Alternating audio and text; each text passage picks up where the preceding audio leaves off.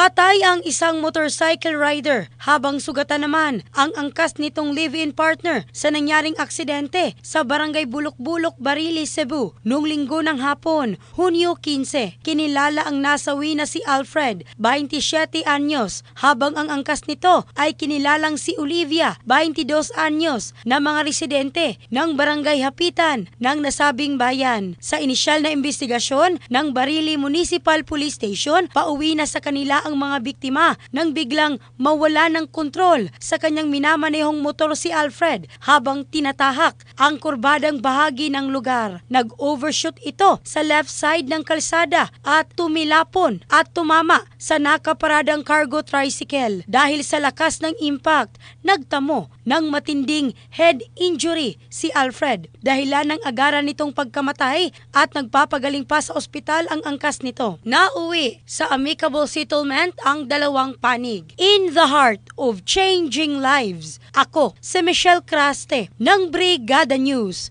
Philippines, the Music and News Authority.